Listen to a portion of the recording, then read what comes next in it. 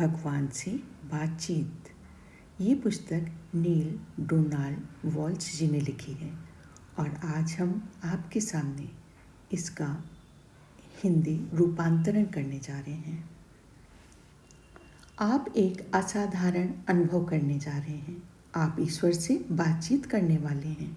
हाँ, मुझे पता है ये संभव नहीं लगता।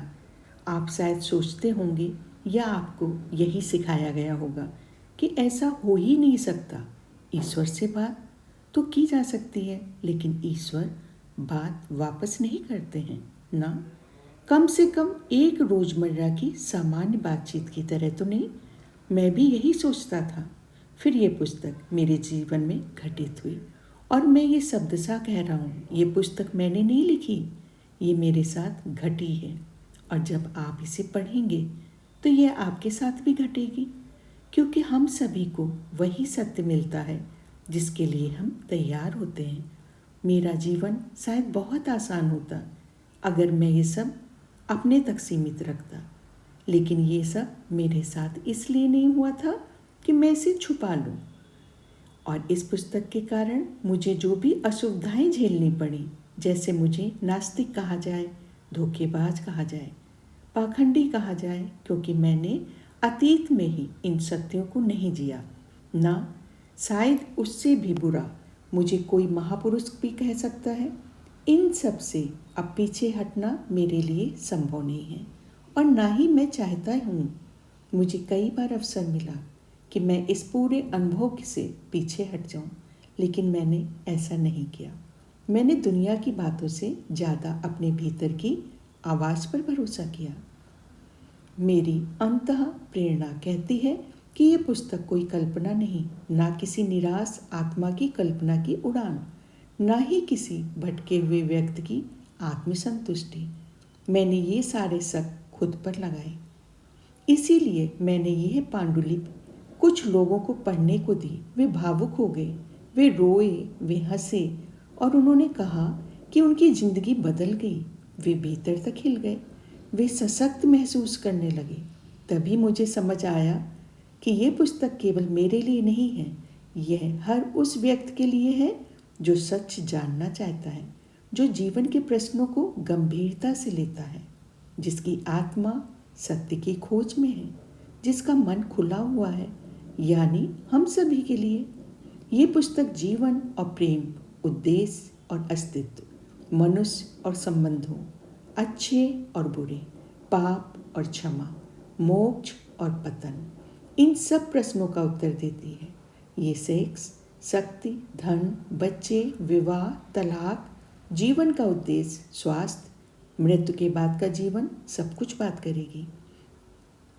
ये युद्ध और शांति, ज्ञान और अज्ञान, देने और लेने, आनंद और दुख, हर विषय को छूती है।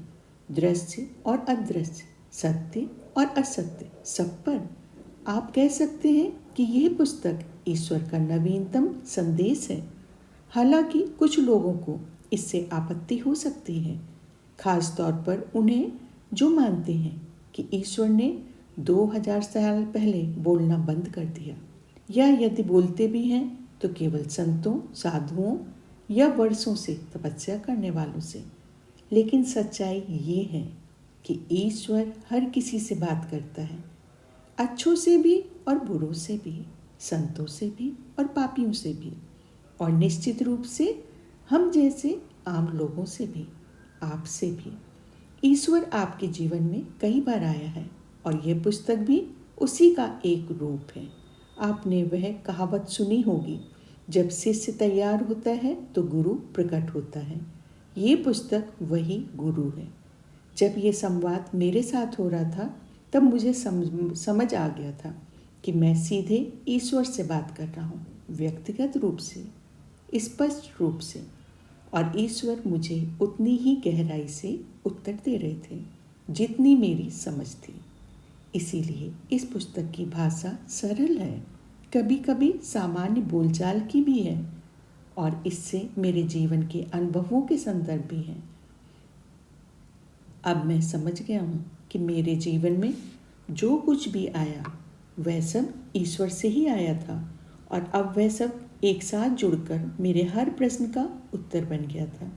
धीरे धीरे मुझे एहसास हुआ कि ये एक पुस्तक बन रही है, एक ऐसी पुस्तक जिसे प्रकाशित किया जाना है।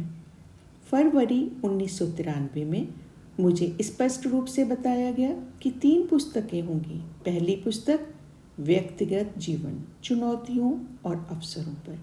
दूसरी पुस्तक विश्व राजनीति और आध्यात्मिक चेतना पर। तीसरी पुस्तक आत्मा के उच्चतम सत्य पर। ये पहली पुस्तक है। जब मैं इसे लिख रहा था तो कुछ शब्द ऐसे थे जिन्हें मैं रेखांकित कर देता था, जैसे वे विशेष रूप से जोर देकर कहे गए हों। बाद में उन्हें इटैलिक में छापा गया। अब मैं ये स्वीकार करता हूँ कि इस पुस्तक की गहराई पढ़कर मुझे अपने जीवन पर भी संत भी आई। मैंने कई गलतियाँ की, कुछ बहुत ही शर्मनाक, कुछ ऐसी जिनसे दूसरों को बहुत पीड़ा पहुँची। मुझे इसका गहरा पछतावा है, लेकिन मैं उन अनुभवों के लिए आभारी भी हूँ, क्योंकि उन्हीं से मैंने सीखा और अभी भी सीख रहा हूँ। मैं सबसे क्षमा चाहता हूँ कि मुझे सीखने में इतना समय लगा, और फिर भी ईश्वर मुझे यही कहते हैं, खुद को माफ़ करो, डर और अपराध बोध में मत जियो, कोशिश करते रहो, हमेशा बेहतर बनने की कोशिश करते रहो, क्योंकि यही ईश्वर हम सबसे चाहता है। Neale Donald Walsch, Central Point, Oregon.